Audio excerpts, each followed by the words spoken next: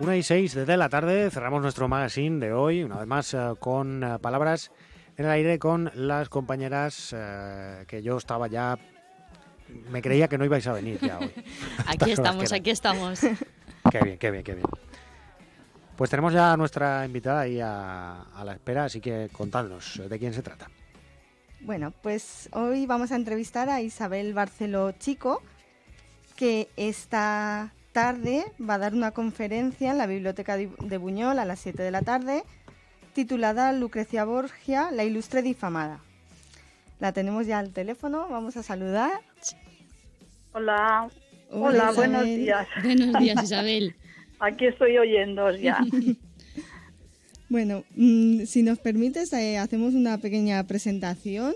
Tenemos que decir que el currículum de Isabel es muy extenso. Vamos a hacer un breve resumen para los oyentes. Uh-huh. Isabel es licenciada en Filosofía y Letras por la Universidad de Valencia. Hasta el momento de su jubilación compaginó su labor literaria con la de responsable del inventario y control de bienes muebles del patrimonio histórico y cultural del Ayuntamiento de Valencia.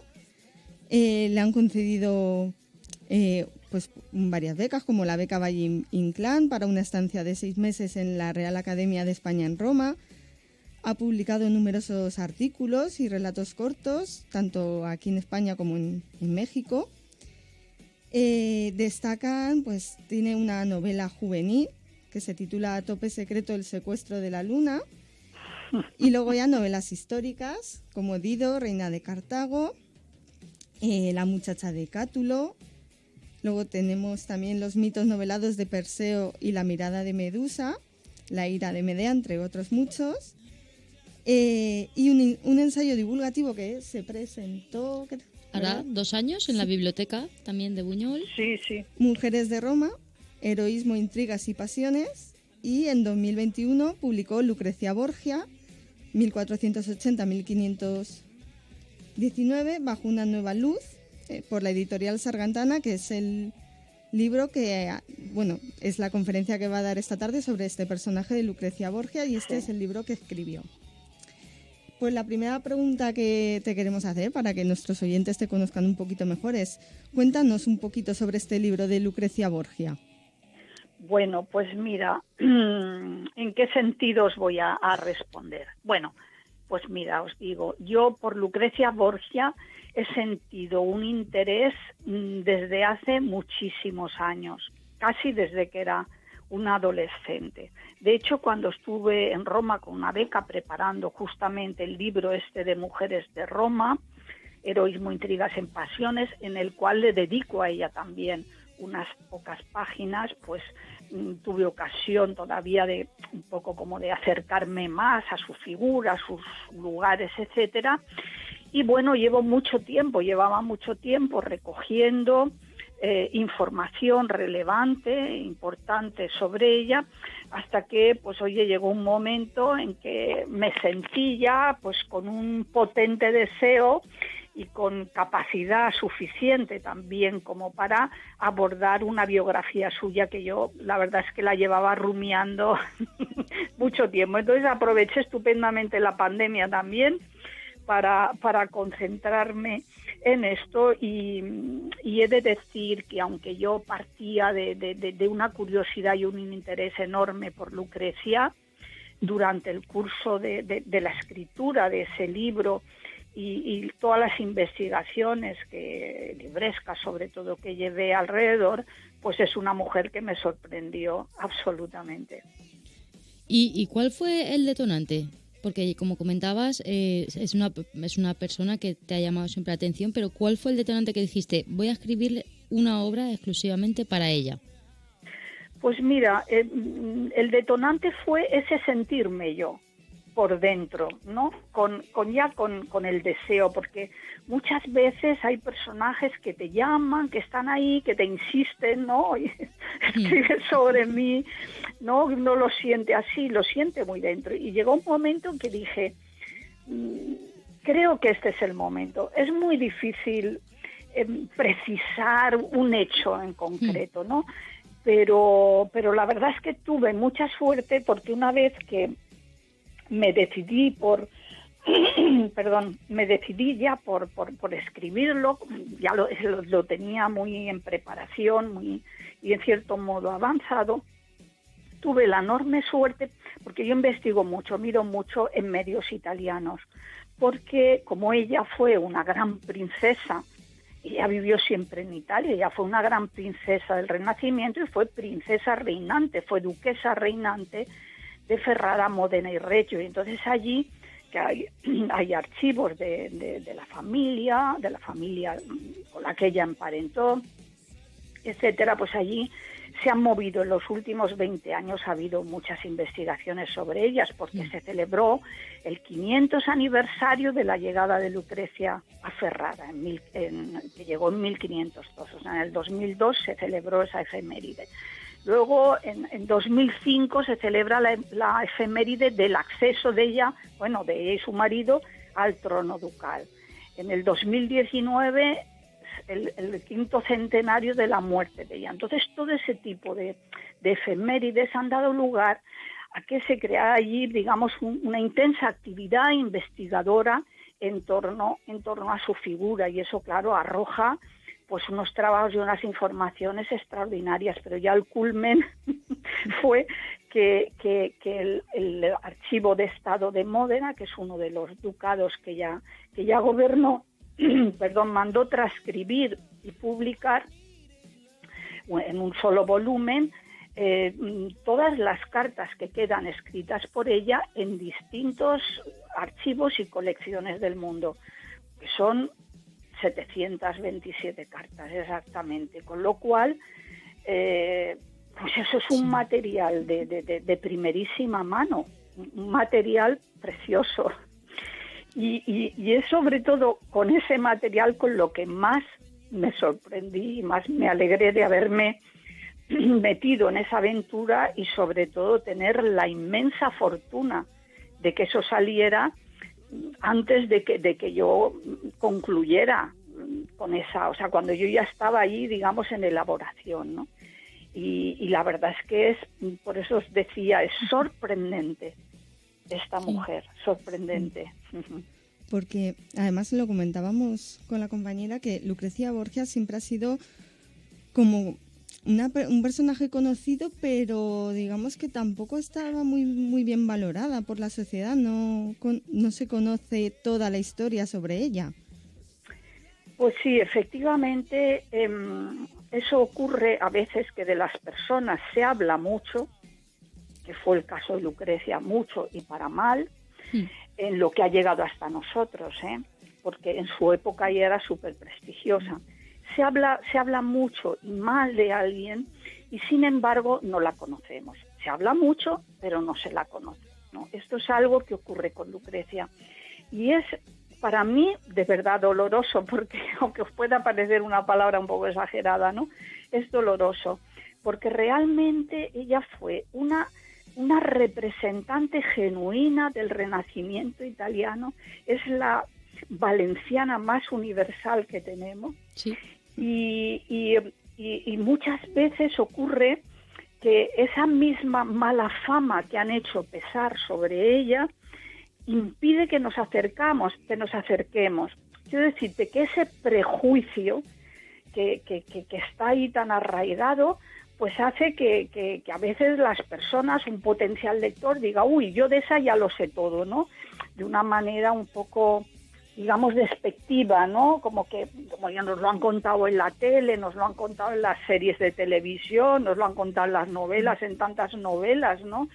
Que hacen de ella pues una asesina de amantes, en fin, unas cosas que no se corresponden para nada con la realidad histórica, ni se corresponden con el prestigio enorme que ella tenía entre los suyos en su época.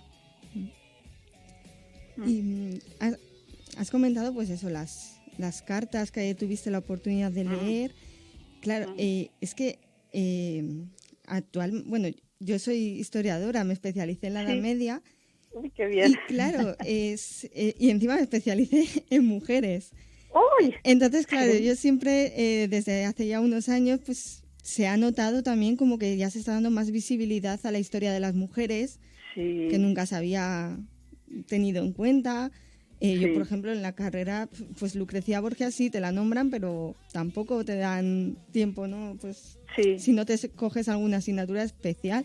Entonces, claro, están las cartas, que es un documento histórico alucinante, y luego también los libros de cuentas que hay, se están empezando a rescatar, y que también se pueden ahí descubrir pues todo lo que hacían las mujeres, y más una mujer como Lucrecia con el prestigio. Que gobernaba en nombre de su marido, llevaba todas las cuentas de la casa. Y eso, de la casa y del Estado. Y del Estado, es que es eso. Claro, pues mira, fíjate, yo los libros de cuentas de Lucrecia no los he podido examinar todos. He tenido acceso porque se han publicado algunos fragmentos, ¿no? Pero ciertamente en esos fragmentos que se publicaron con motivo de una exposición conmemorativa sobre ella en el 2002, ahí se reflejan determinados detalles que son útiles para comprender la vida cotidiana de Lucrecia, pero también, no sé, como pequeños rasgos, ¿no?, que nos ayuda. Por ejemplo, ella parece que se ocupaba muchísimo de la alimentación. Ella siempre fue muy delgada, ¿eh?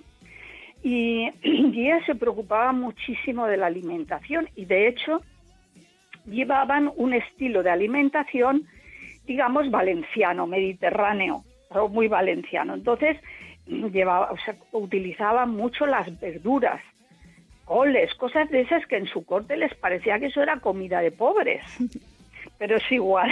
Ella le daba lo mismo, las verduras, los dulces, muchísimas frutas.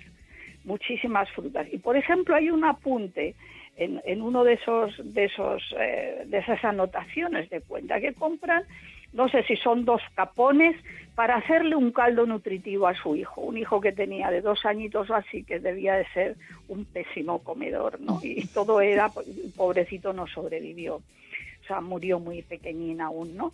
Pero quiero decir que todas esas cosas son muy reveladoras. Otro documento para mí precioso que también publicaron, porque ese sí que está en el Archivo de Estado de Ferrara, de Módena, y han tenido el detalle de publicarlo también, son los inventarios de los bienes que ella llevó a Ferrara, y es un inventario, digamos, del vestuario y todo esto de 1502 a 1505, y el inventario de joyas de 1514 a 1519, que es cuando ella muere. Y es interesantísimo qué tipo de vestuario lleva ella. Por ejemplo, ella, en su vestuario abunda el color negro, que eso era un tinte, que ellos dejaban boquiabiertos a los italianos, porque el negro era un tinte muy difícil, porque costaba mucho que las telas absorbieran ese tinte, con lo cual pues se gastaba muchísima tela y eso tenía unos precios astronómicos. Pero el negro ella lo llevaba muy a gusto. El morado, el gris, tonalidades, bueno, todo esto no te creas, no te imagines que va de negro como una monja, porque eso llevaba luego una cantidad enorme de oro, de joyas, en fin, era un vestuario riquísimo, brocados de oro, con el fondo negro, con fondo carmesí, bueno, llevo hoy un vestuario impresionante. Y es bonito también el leerlo, porque ella utiliza muchas prendas a la española, las mantillas a la española, que no es la mantilla de blonda así que nosotros nos imaginamos, sino que era pues como si fuera un manto, imagínate. Pero ella utilizaba mucho esa a la española. Ella introduce la moda española en el norte de Italia, que eso ya es una cosa significativa, deja una huella ahí muy potente, igual que dicen muchos historiadores que la llegada de Lucrecia Ferrara supone también un fuerte empujón a la cultura española en Italia, en el norte de Italia, ¿no? Ella, por ejemplo, tenía más de, no sé si tenía como 90 pares de zapatos, entre zapatos y chapines, de los cuales lo menos 60 eran de Valencia y constan así en su inventario, de Valencia. Y luego, pues, por las joyas y todo eso, no es ya la belleza de las joyas, sino que reflejan sus inclinaciones, y por ejemplo cómo las joyas se deshacen y se hacen otras nuevas, cómo ella empeña joyas para comprar vacas, en fin, y las utiliza también en momentos de gran penuria por razones de la guerra. Y es un documento de verdad increíble y que demuestra cómo esa raíz valenciana que ella tiene pues es potentísima. Los libros que ella llevó también, que llevaba 15 libros con ella, en castellano, en valenciano, en italiano y en latín. Fíjate si es interesante. Sí. Y Isabel, ¿podrías contarnos un poquito, o sea, cuál es tu proceso creativo en este tipo de obras? Bueno, sí, voy a contarte hasta donde pueda ser, porque ya sabes que los procesos creativos son un poco indescriptibles, porque uno no sabe qué botón salta en un momento, pero mira, en este caso concreto, yo sí que me planteé como quería escribir una biografía, pero quería escribir una biografía no académica, sino una biografía divulgativa, una biografía que acercara a esta figura histórica tan relevante, la acercara al público en general. Es decir, que una persona, aunque no conozca nada de esa época, aunque no se haya interesado nunca por la historia, pues que lo pueda comprender. Eso para mí, eso es digamos como un deber, o casi más que un deber, como que yo misma, es así como lo veo, ¿no? En todas mis obras, y esta pues en particular.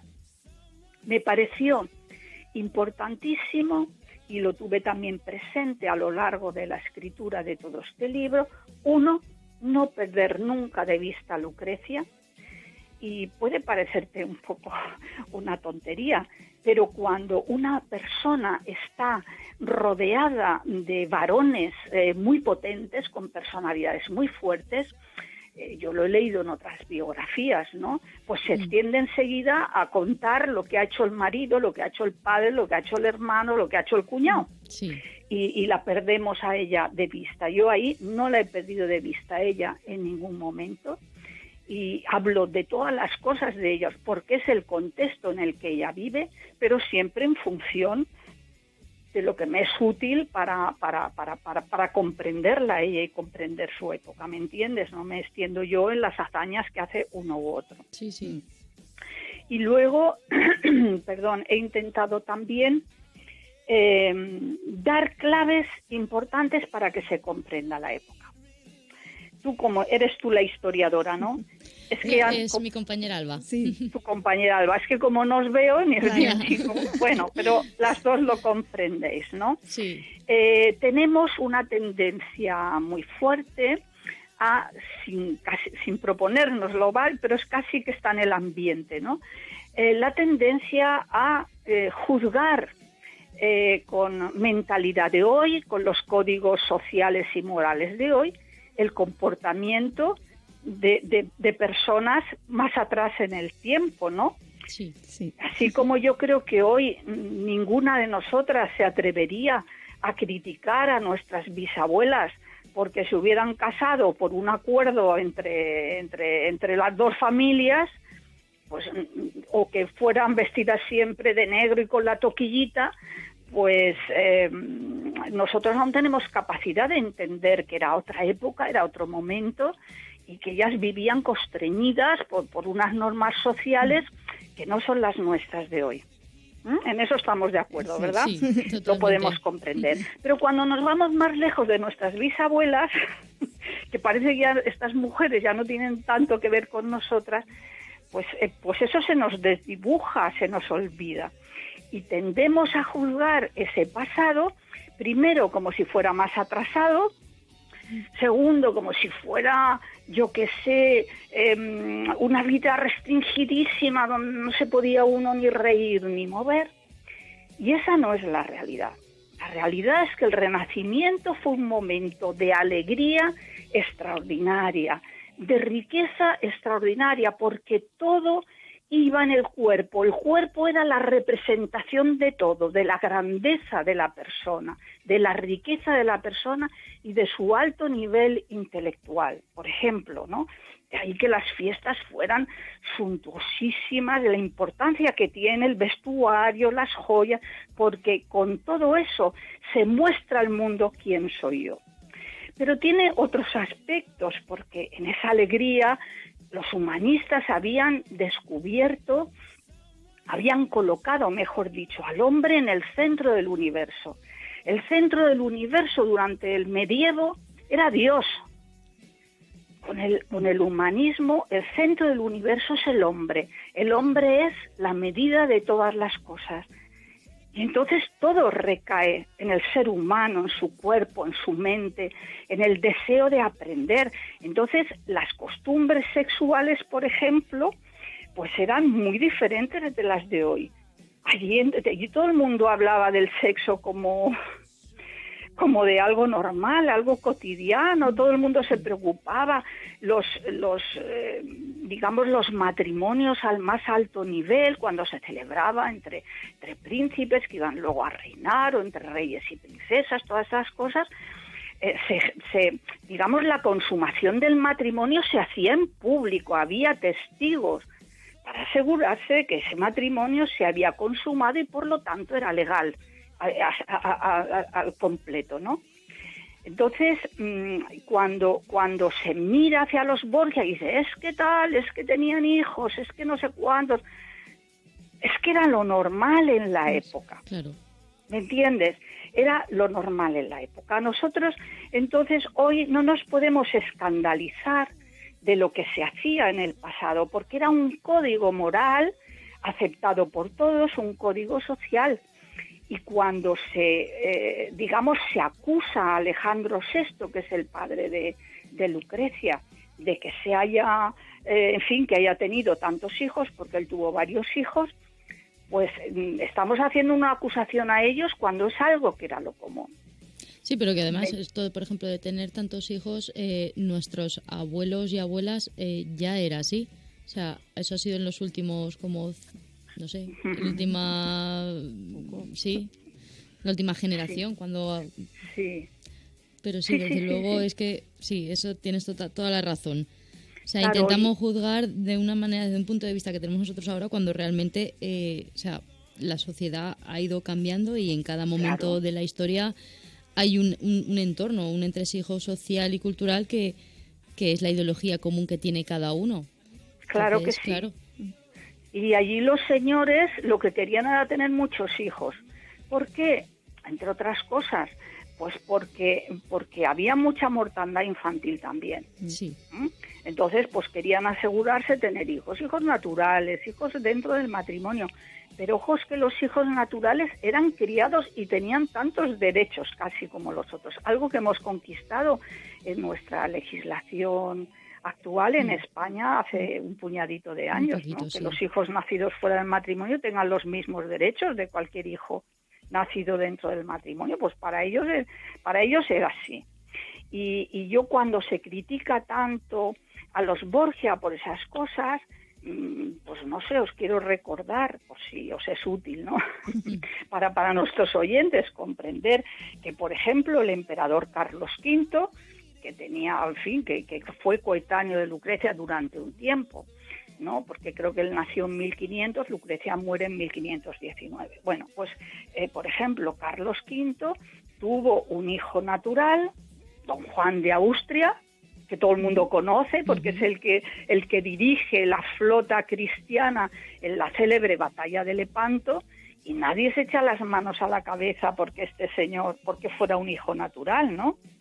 Y tuvo una hija natural, doña Margarita de Austria, llamada también doña Margarita de Parma, que se casó primero con un hijo, la casó su padre, vamos a decirlo así, con un hijo del Papa Clemente VII Medici, y además le llamaba, no me acuerdo cómo era el nombre, del Octavio, creo que era, Octavio no, o Alejandro, no, es que no recuerdo ahora en detalle el nombre, pero lo casa con este, que además le llamaban el Moro, porque era hijo, lo había tenido por lo visto con una doncellita negra, o sea que era bien morenito. Entonces, quiero decir que Carlos V se convierte en consuegro del Papa Clemente VII. Y cuando este señor lo asesinan unos meses después, ya vuelve a casarse con el nieto de otro papa, con el Paulo IV, que, en fin, con un nieto de él. Con lo cual, hija mía, y nadie se queja de que Carlos V fuera consuegro de un papa. Entonces, o sea, estamos utilizando, lo que quiero significar con esto, es cómo se utilizan varas de medir diferentes cuando queremos denigrar a unos y en cambio pues no estamos por criticar a otro. Que me parece fenomenal que no critiquen a Carlos V, me parece muy bien. Pero hombre, que no critiquen a los Borgia ni los tachen de, yo qué sé, de pervertidos sexuales por hacer lo mismo que hacía todo el mundo. Yo creo que eso también hicieron un par de series que hizo mucho daño a la imagen de los Borgia. Sí, pero fíjate, incluso hay un daño que es mayor a ese, porque Víctor Hugo en el siglo XIX, en una época en que los hombres empezaban a temer mucho a las mujeres, pues se creó ese mito de la mujer fatal, esa mujer que arrastra a los hombres a la perdición, que eso lo seguimos encontrando en el cine. Sí. Bueno, que pensemos en el cine norteamericano, pues anda, ¿no? Y el cine negro, pues anda que no hay mujeres fatales, ¿no? Si es que eso ha existido alguna vez. Entonces se crea ese estereotipo de la mujer fatal. Entonces Víctor Hugo hace una pieza teatral que titula Lucrecia Borgia, la hace a ella protagonista y la convierte en asesina de sus amantes, en adúltera, incestuosa, etcétera. Y Donizetti, a continuación, le copia el libreto, de hecho estuvieron en pleitos, le copia el libreto y hace una ópera con el mismo título, que todo el mundo conoce, y empuñó el que amáis tanto la música, pues fíjate, más todavía, ¿no? Y entonces esa obra de teatro y la ópera, como hacia mitad del siglo XIX, en el 838, por ahí es cuando eso se produce, tuvieron un impacto tan grande y popular, ¿no? Y caló tanto en el imaginario popular que para que hoy sigue siendo Lucrecia un sinónimo de perversión. Sí. Una invención literaria. Es que es fuerte, ¿eh? Sí. Yo a veces debo confesaros que a veces cuando autores actuales cogen personajes históricos para descargar sobre ellos todo ese tipo de cosas, me duele. Porque para decir barbaridades y cosas de eso, oye, invéntate un personaje. No hace falta dañar el buen nombre de alguien que ha existido realmente, ¿no? Afortunadamente, Isabel, hay personas como tú que defienden estas cosas. Yo, mira, a raíz de todo esto, a mí me gustaría saber, que es un poco personal la pregunta, ¿tú cómo te sientes al ver que la gente que está leyendo el libro de Lucrecia Borgia, digamos que abre los ojos, aprende lo que nunca se había contado sobre esa persona, digamos como que ayudas a limpiar su imagen? ¿Tú cómo te sientes? Pues mira, te soy sincera. Yo, para mí, la memoria de las mujeres, la reivindicación de las mujeres es el motor de toda mi obra, es el motor por el que yo escribo y lo que más deseo. Cuando alguien me dice, realmente he visto una Lucrecia que no me imaginaba, he visto una Lucrecia distinta y me doy cuenta de hasta qué punto esta mujer ha sido objeto de semejante difamación, pues me siento bien. Pero me siento también insatisfecha en el sentido de que me gustaría que llegara a mucha más gente, que fuera mucha más gente.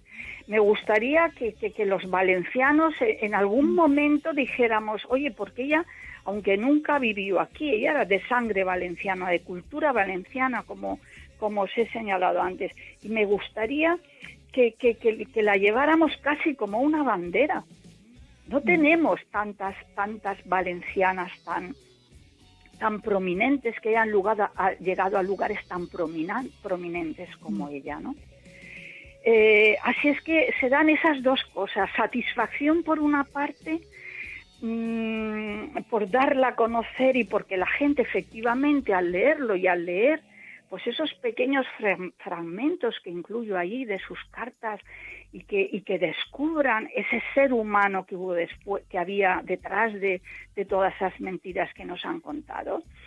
Eso me satisface. Y lo que, no sé, me gustaría es decir, oye, que todo el mundo llegara a conocerla y aunque pusiera pegas, aunque dijera, bueno, pero no sería tan buena, no sería tan no sé qué, bien, todas esas críticas me son aceptables, ¿no? Pero que realmente empezáramos a apreciarla, a conocerla y también que nos diéramos cuenta que esa leyenda negra sobre los Borgia, sobre todo esas primeras generaciones notables de los Borgia, es preciso que se revise, que no eran tan mala gente como decían, ni muchísimo menos, eran hijos de su época, como nosotros somos hijos de esta.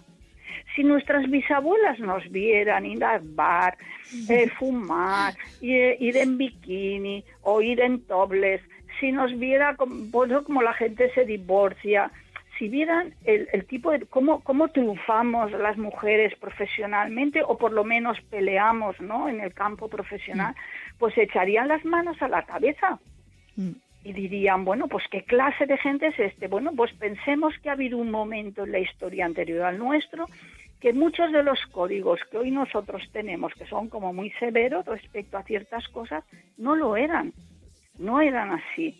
Y tenemos motivos pues para repensar todo eso y colocarlo pues en su contexto, en su tiempo, y ya está. Y Lucrecia tenía 3 hermanos más de la misma madre y padre. Pero otros papas tenían, yo qué sé, el anterior, Clemente VII, Inocencio VII, que es anterior justo el anterior a Alejandro, pues tenía 7 hijos y cada uno de una mujer. Pues, ¿no? Era otra forma de entender la vida. Y a nosotros nos enriquece comprenderla y asumir, que ya es hora de que esas cosas las vayamos asumiendo, que la historia no es una línea recta ascendente. Dice, no, venimos de ahí abajo, venimos del mono y vamos en línea ascendente hasta arriba, no.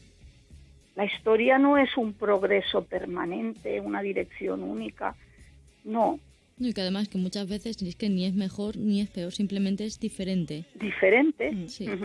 Y en este caso es así, es diferente, pero claro, si no aceptamos esas diferencias en el pasado, difícil tenemos aceptar las diferencias en el presente, ¿no? Pues sí. Bueno, yo con tanto personaje ilustre, una pregunta así un poco más ligera, sí. Que por ejemplo, a ver, ¿con qué autor o autora o incluso personaje histórico te gustaría pasar una tarde? Uy, yo con los históricos no. Que ya están muertos. Sería una tarde muy triste. Hombre, yo después de hablar tú de Lucrecia, a mí me gustaría pasar una tarde con Lucrecia. Eso te iba a decir claro. Yo. Con aquellos no, pero yo una tarde con Lucrecia también pasaría. Mira, como ella sabéis que danzaba maravillosamente y además decían de ella, y eso lo decía el grandes poetas de su época como Ludovico Ariosto, ¿no?, que que le dedicó versos muy elogiosos, estaba en la corte de ella, de Ferrara. Entonces decían de ella que andaba de una manera que parecía que los pies no tocaran el suelo, y esto es una cosa que enamoraba a todo el mundo, verla caminar así, y bailaba también así, danzaba también así. Mira, a ver si lo encuentro, porque hay en una carta que le escribe un informador a la cuñada de ella, la cuñada de su tercer matrimonio, dice de ella que se acababa de casar, ¿no? Dice, la nueva esposa, dice, baila encantada, danzas nuevas y guía su cuerpo con tanta suavidad que parece que no se mueva. Eso fascinaba a todo el mundo. Yo a clases de danza con Lucrecia. Y conversación, porque ella es una persona también muy culta y había recibido una de educación exquisita. Y una de las razones por la que ella atrajo, o su personalidad atraía a tantos hombres grandes de su época a su corte, era precisamente porque ella era muy inteligente, ¿eh? Era precisamente porque era una persona muy culta, con la que daba gusto hablar, pero no hacía ostentación de ello. ¿Me entendéis? Porque había otras, ella no es la única que era tan culta, era la costumbre en su época de todas estas princesas, la gente de los más altos niveles, pues en fin, recibir ser cultísimas, ¿no? Pero a lo mejor querían que se notara que eran muy cultas, y ella no. Ella sabía responder o proponer cuestiones, pero no intentaba competir con nadie, decir aquí yo soy la que más sé. Y eso, pues oye, es un tanto a su favor, demuestra también su gran inteligencia, ¿no? Luego, por lo visto, era una persona muy, muy alegre. En eso coinciden todos. Y yo creo, como impresión mía, que la alegría fue para ella salvífica, porque ya sabéis lo que dicen, el dinero no da la felicidad, y el pertenecer a las clases más altas pues tampoco, ¿no? Ella, pues como es normal, su vida tuvo pues episodios oscuros, tuvo grandes alegrías y también grandes sufrimientos, como nos pasa por otra parte a todos tenemos pérdidas, en algún momento perdemos a personas queridas, etcétera, ¿no? Y ella, la alegría la salvaba de hundirse, ¿no? Porque ella era muy, muy afectuosa, ella era una persona de afectos. Entonces a ella las pérdidas, las registraba más. En su época, el muerto al hoyo y el vivo al bollo, sí, ¿no? Como decimos aquí, y sigue siendo algo. Pero ella realmente lo vivía con gran dolor, ¿no? Pero su alegría la sacaba a flote. Yo creo que para ella la alegría fue salvífica. Por otra parte, todos los Borgia eran muy alegres, ¿eh? Bueno, pues yo, una última pregunta que queremos hacerte es, ¿algún proyecto en mente? Bueno, sí, yo siempre tengo varios proyectos en mente, algunos en un cajón, otros porque estoy aún deshojando la margarita sobre qué mujer hablar, porque para mí todo van a ser mujeres, porque ya os he dicho, es lo que me motiva, ¿no? Y lo que me motiva, como ha sido en el caso de Lucrecia, aparte de que el personaje me fascinaba, porque era una mujer fascinante, ella en su época esa fascinación la ejercía, pero no con los fines ni con los medios que dice la leyenda negra. Un poco aquellas que por alguna razón o han sido más olvidadas o han sido más vilipendiadas, ¿no? Quiero decir que a lo mejor, yo que sé, escribir sobre una mujer que tiene un reconocimiento muy grande, pues igual me llama menos la atención, porque yo en esto también hay un proceso ahí de indagación, de comprender, de sacar a la luz, de dar otra visión, ¿no?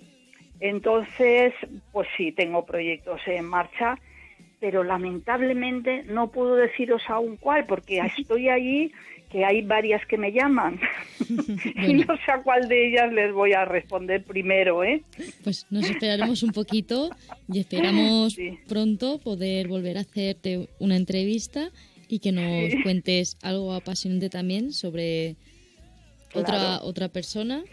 Sí, gracias. Y vamos a recordar que esta tarde sí. en la biblioteca, es en la Sala Raga, ¿no? Sí, yo creo que sí. Entiendo que será en la biblioteca, en la Sala Raga, a las 7. Sí. Todo el mundo está invitado a conocer a Isabel Barceló y, por supuesto, a Lucrecia Borgia. Claro, Exacto. mira, yo espero que cuando las personas que vengan, que espero que se anime mucha gente y espero conoceros a vosotras personalmente también allí, pensad que vamos a hacer una especie de inmersión en ese mundo del Renacimiento. También proyectaré imágenes de la época, de los personajes de la época y tal, pues para que también, no sé, un poco nos sintamos más próximos también visualmente a ellos. Yo creo que ellos, en muchos sentidos, en tanto que seres humanos, nos son mucho más próximos de lo que nos creemos. Y nos gusta a veces también mirarnos en ellos, ¿no? Pues sí. Así es que sí, pues yo espero con ilusión estar esta tarde con vosotros, disfrutar, que disfrutemos y que debatamos también Sí. sobre esta figura. Muchas gracias. Muchísimas gracias a ti, Isabel, por tu tiempo. Sí. Hoy no faltaba más. Ha sido una experiencia muy bonita, la verdad, Sí. escucharte, y esta tarde pues tenemos la oportunidad en vivo. Correcto. Claro que sí, eso Y seguir espero. sacando preguntas que Sí. se nos han quedado ahí en el tintero. Sí, pero fíjate, en vivo, yo digo, si no os importa, Sí. en vivo y de una manera más, digamos, menos intelectualizada, Sí. porque ahora hemos hecho una entrevista más intelectual, luego y vamos a la carne de Lucrecia, ¿no? Perfecto, me encanta. ser La de otra ella, cara, ¿no? vamos a ver la otra cara. La otra cara, esta es más intelectual, vamos a ver la Lucrecia más o menos real. Muy bien. Muchísimas gracias, Ana y Alba, ha sido un ti. placer. Igualmente, Isabel, un saludo. Un saludo muy Adiós. fuerte. Adiós. Maravilloso. Es un amor. Os esperamos aquí en 15 días, compañeras, como siempre. Sí, aquí estaremos. Que vaya muy bien, gracias. Hasta luego.